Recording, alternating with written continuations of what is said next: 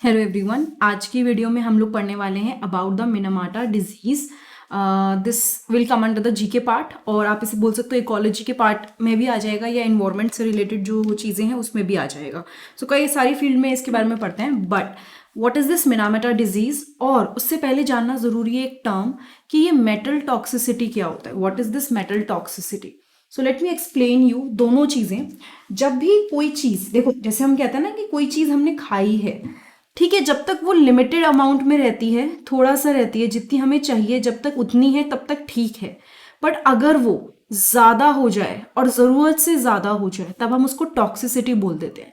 तो कुछ चीज़ें, कुछ मिनरल्स ऐसी चीज़ें होती हैं जो हमारी बॉडी को ज़रूरत होती है या नहीं भी होती, लेकिन अगर वो बॉडी में ज़रूरत से ज़्यादा चली जाए तो हम उसको क्या बोल देते हैं? टॉक्सिसिटी।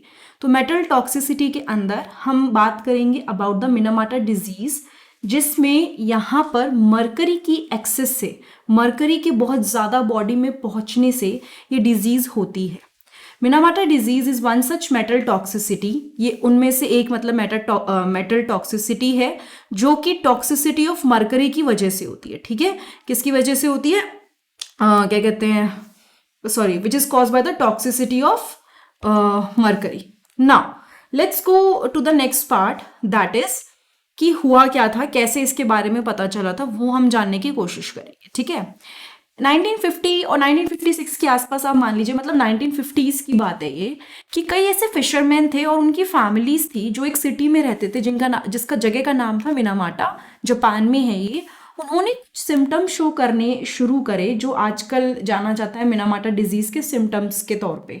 ठीक है, तो उनकी बॉडी में कुछ सिम्टम्स डेवलप होने शुरू हुए। सिम्टम्स यानी कि कुछ ऐसे चीज़ें दिखना जो किसी बीमारी से रिलेटेड होती है। ठीक है, पहले तो क्योंकि इससे पहले कभी कुछ ऐसा हुआ नहीं था, तो हेल्थ डिपार्टमेंट ऑफिशियल्स, उनको समझ नहीं आया कि क्यों हो रहा है, क्या हो रहा है, उनको दिमाग में ही नहीं आई ये चीज़, क्योंकि this was the first time. ठीक है, तो वो इस नई तरह की डिजीज़ को नहीं समझ पा रहे थे।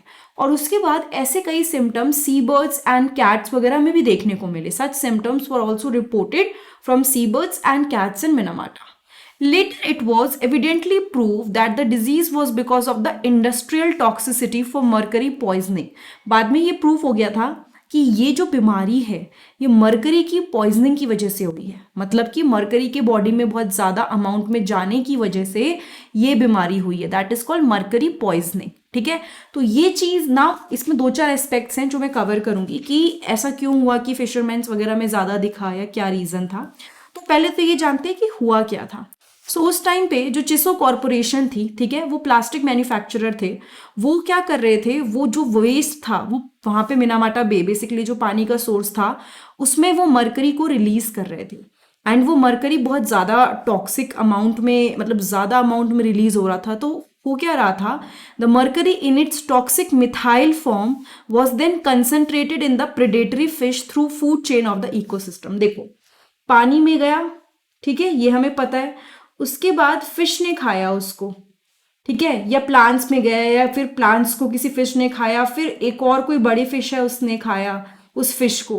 तो धीरे धीरे क्या हो रहा है ना, ये जो छोटा सा लेवल पे अगर मरकरी होगा वो ज्यादा अमाउंट में एक्यूमुलेट हो रहा है। इस प्रोसेस को बायोमैग्निफिकेशन भी बोलते हैं हम लोग। बट फिलहाल के लिए ये बता देती हूँ कि हर लेवल पे कंसंट्रेशन बढ़ता जा रहा था।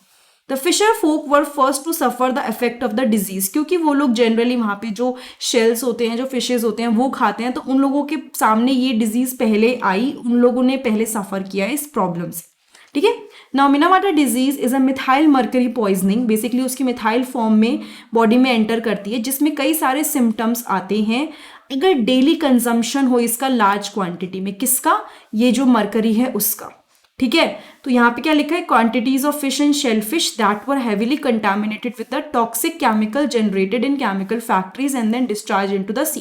तो फैक्ट्रीज ने इन सब चीजों को यूज किया, उसको जो वेस्ट था उसको फिर क्या कर दिया, पानी के अंदर डिस्चार्ज कर दिया। पानी के अंदर डिस्चार्ज कर दिया मतलब छोड़ दिया ऐसे ही, तो वो तो ऑब्वियसली बात है पानी में जाके इकट्ठा होना शुरू हो जाएगा।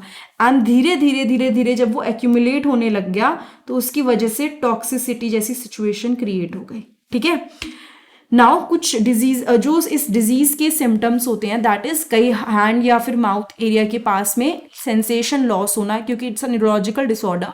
वॉकिंग में डिफिकल्टी, स्पीच खराब हो सकती है मतलब बोलने में प्रॉब्लम, रिड्यूस विजन दिखने में प्रॉब्लम, हेयरिंग लॉस एंड कई लोग पैरालिसिस भी शो करते हैं इस डिजीज के अंदर। So that was the whole thing about the Minamata disease. ये मैंने रिवीजन में आपके लिए कुछ क्वेश्चंस डाले हैं जो आप करके कमेंट बॉक्स में कमेंट कर सकते हो अगर आपने ये वीडियो पूरी देखी है तो उससे हमें आइडिया लग जाएगा कि आपने कितना इसको समझा और कितना आपको याद हुआ।